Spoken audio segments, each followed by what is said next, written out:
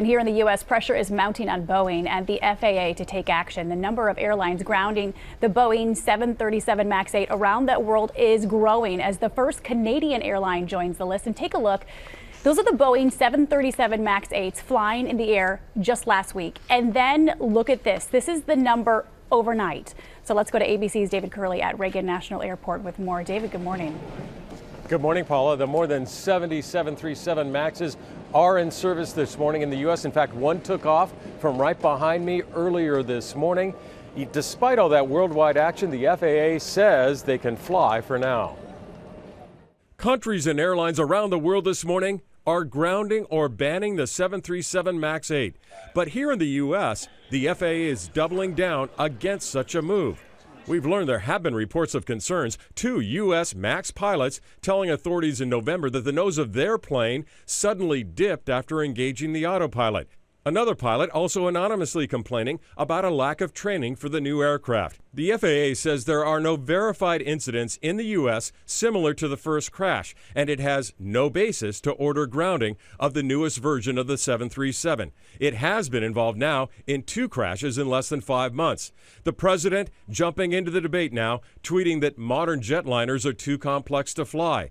That led to a phone call with the CEO of Boeing, who told the president his company's planes are safe. The New York Times reporting the head of Boeing asked the president not to ground his fleet. Around the country, passengers are asking, am I flying on a 737 MAX? Do I want to? No, that's scary. I think getting to and from the airport is more dangerous than actually getting on the aircraft. I'd definitely do a different plane. In both the Ethiopian crash and the one in Indonesia last October, flight crews apparently had trouble right after takeoff controlling the aircraft. But there is no indication suggesting those 2 crashes are related.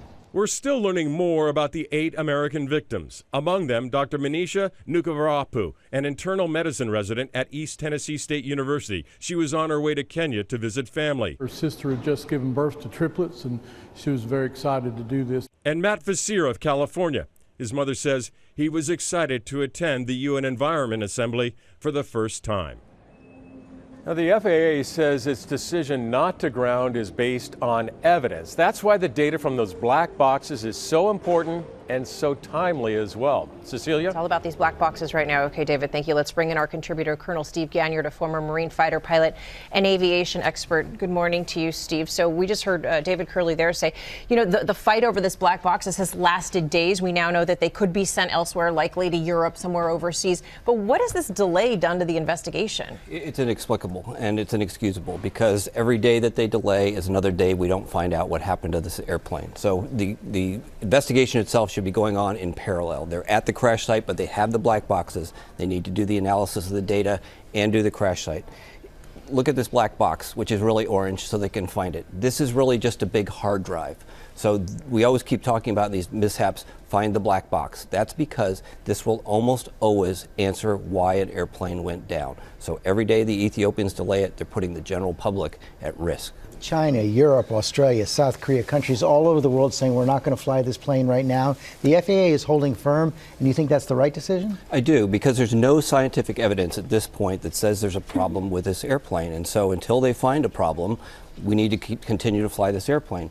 You know, George, when the Lion Air airplane crashed in Indonesia, that was brought down by maintenance malpractice and pilot incompetence.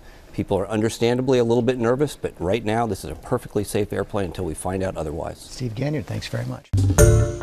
Hi everyone, George Stephanopoulos here. Thanks for checking out the ABC News YouTube channel. If you'd like to get more videos, show highlights, and watch live event coverage, click on the right over here to subscribe to our channel, and don't forget to download the ABC News app for breaking news alerts. Thanks for watching.